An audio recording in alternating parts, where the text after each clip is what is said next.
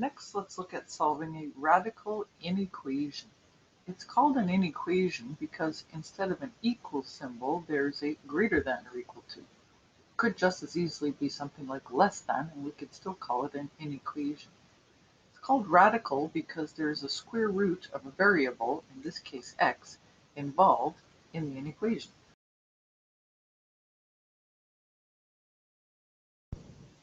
We're going to solve this inequation graphically the way that we did the absolute valued inequations. By graphically, I mean we graph this side of the inequation as if it were a square root function, because it is, and here is that part of the equation.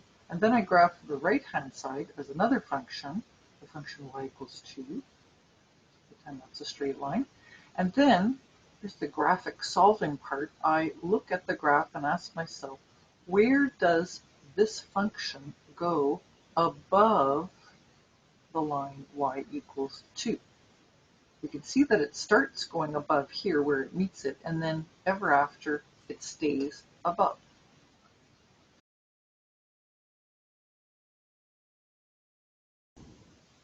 Now that we've identified the part of the square root function that is above the line y equals 2, it's time to write out our solution set as an interval that begins at this x value, which is right under where it crosses, and ends at this x value, which after all is infinity.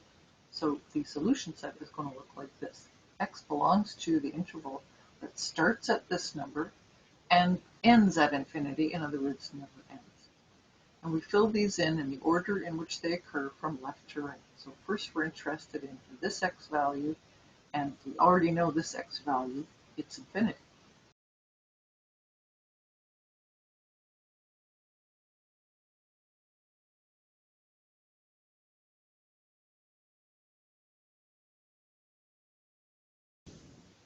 All that's left to do is find out exactly how much this number is, that is to say exactly where root x minus 1 equals 2. And that is a radical equation, which we solve the usual way by isolating the square root and then undoing square rooting, which is squaring both sides. And there we see it's exactly halfway, in fact, between 8 and 10. So that's the number that goes into my interval.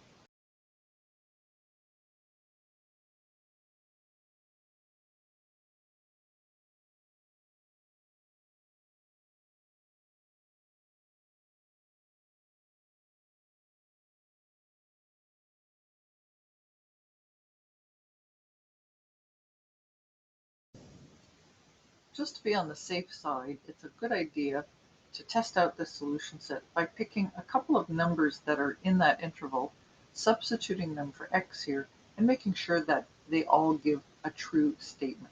Starting with 9, since that's the first number in my solution set.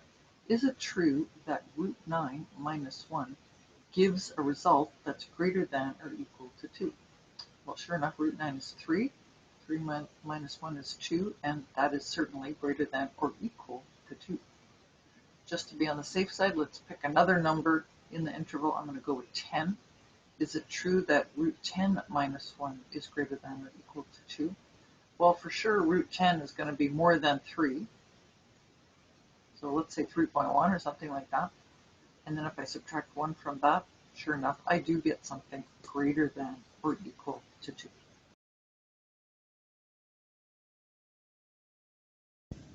Here's a different inequation. The only difference, though, is that instead of greater than or equal to, it's less than or equal to. How would that change our procedure?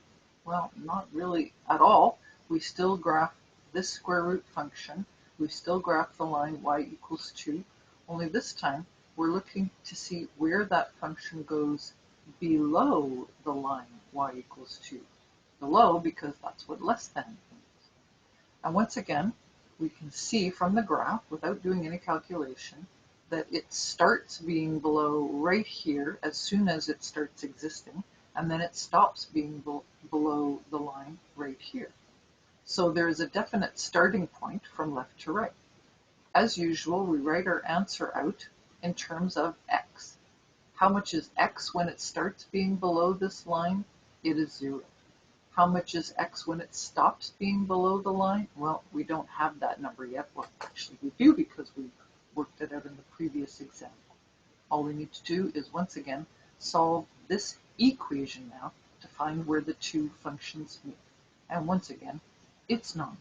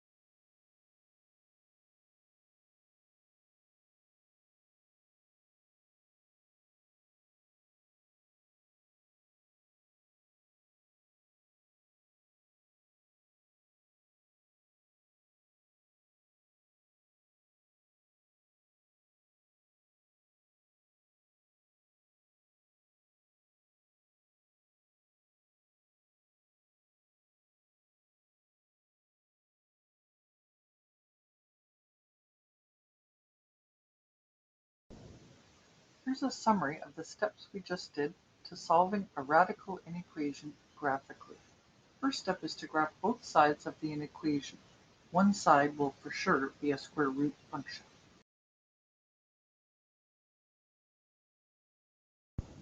Just a note about graphing the square root function, don't forget that if you've got a rule where there's some simplification necessary, do that first. So for example, if you had square root of 4x plus 8 involved, you would want to simplify that first to 2 square root x plus 2 so that you can get a quick lead out of the vertex from that.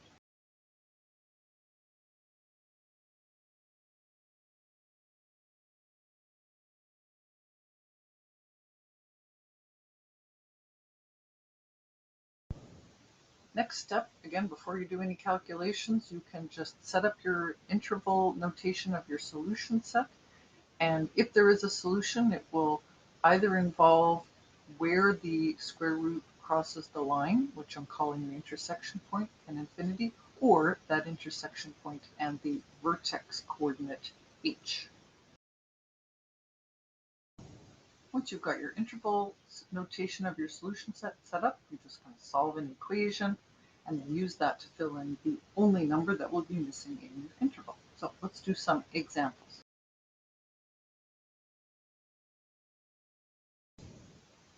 If you already feel pretty confident that you know what to do, you can skip through to the answer slide. Otherwise, I'll walk through this one with you.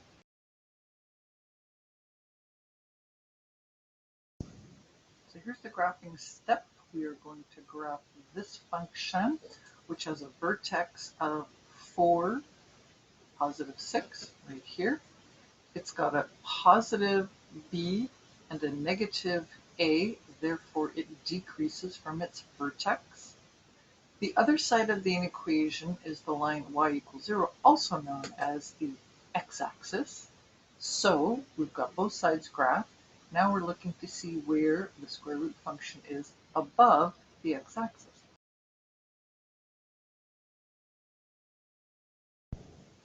Now we can set up our interval because the graph tells us that this is where the function starts being above the x-axis and this is where it stops being above the x-axis. So we have a definite starting point and a definite ending point, no infinity here. We're going to fill in that interval with the x values for those points. So how much is the x on this point? Well, it is 4. It's the vertex. So that is going to be filled with a 4. How much is this x value where it stops? Well, it looks like it's 8. Sure looks that way from the graph.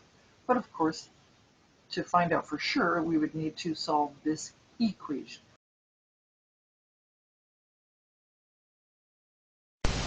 Go ahead and solve this equation, then check your answer on the next slide.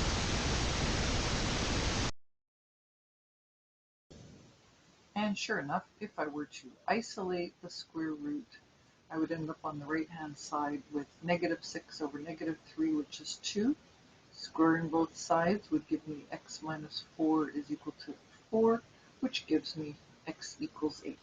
So sure enough, my solution set starts at 4 and finishes at 8.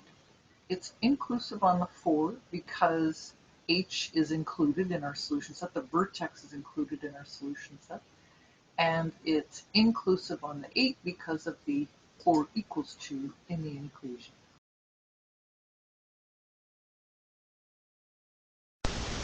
The 4, of course, doesn't come from algebra, it just comes from the h from the vertex.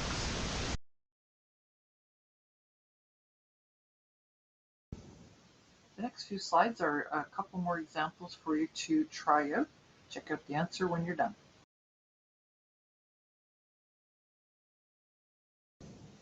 In case you need to see more steps for this example, we would take the vertex as 2, negative 3 for this function, which is about there. Seeing as this parameter is negative and this one is positive, positive 1, that means the function decreases from its vertex, so it looks like that.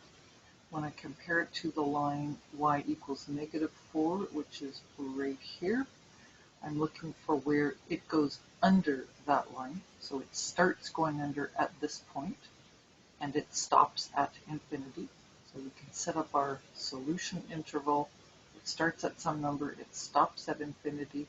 I put inclusive on the number because of the or equals, and I just put a regular round bracket on infinity.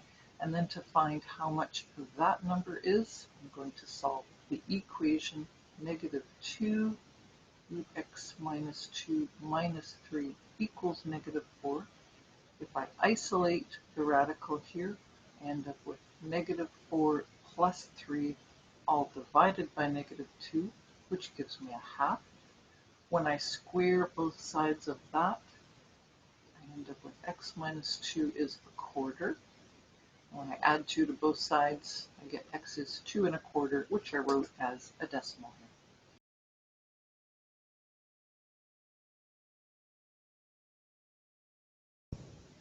Just a little heads up on this one, don't forget to factor the 3 away from everything else so that you can accurately read how much the h of the vertex is. Good luck.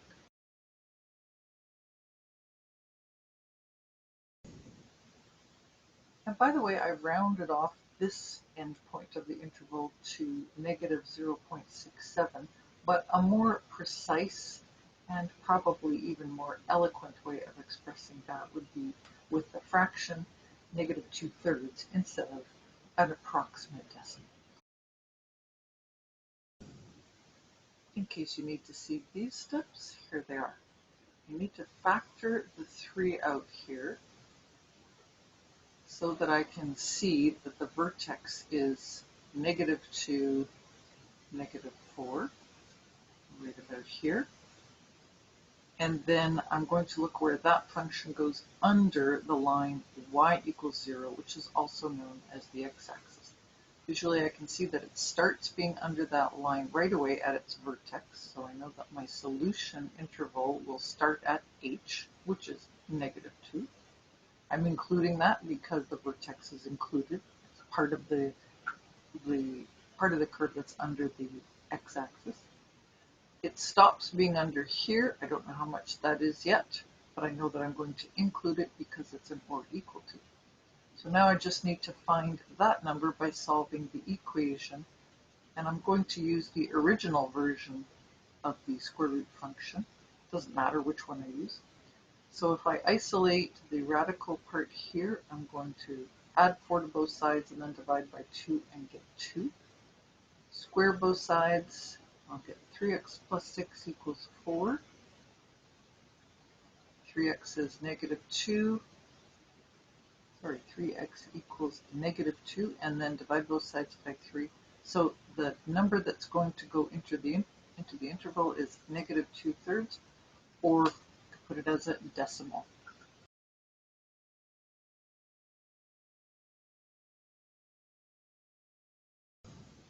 Another heads up for this one, think of this negative as negative 1x plus 2, and that means that you need to factor out that -1 to get an accurate reading on what the vertex is.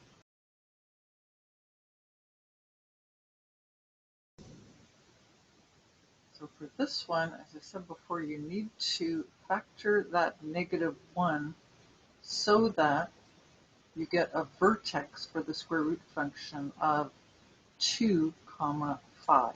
So that's right about here.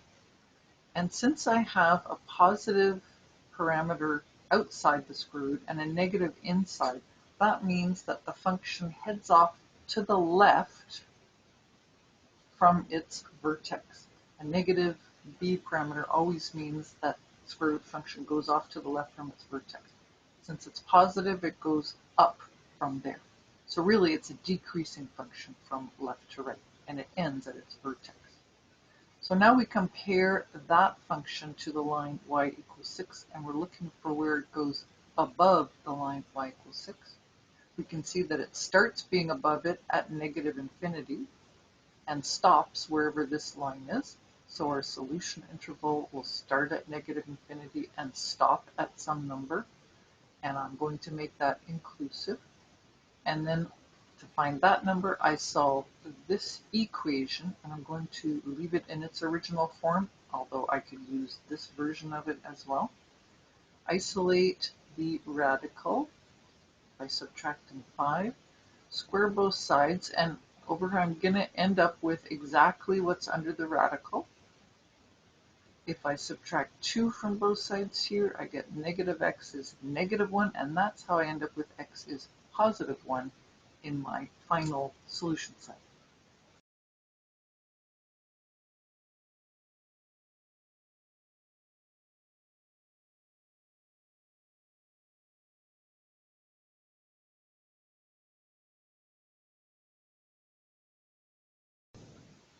This last one is a bit unusual because when we graph this function, which has its vertex at 1, 2, and increases, and compare it to where it is in relation to the x-axis, it is always above the x-axis.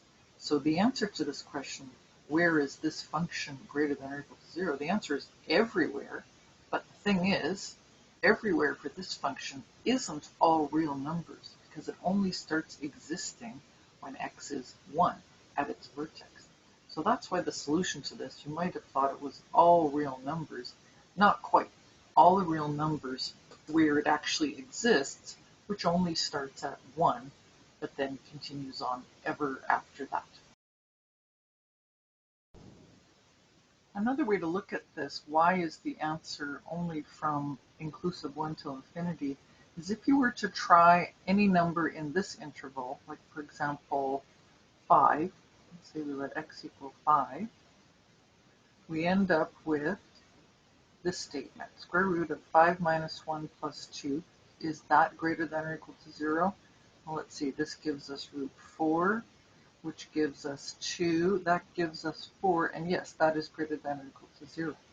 But if I were to try any number before 1, for example, let's say I let x be 0, then I end up with square root 0 minus 1 plus 2. And if I try to actually evaluate that to see if it gives me a true statement, I have to stop right here because I can't square root a negative. That's why our solution set can't include just all real numbers. It's only got to be ones that will give us a positive number under the square root. In other words, the domain of the square root function.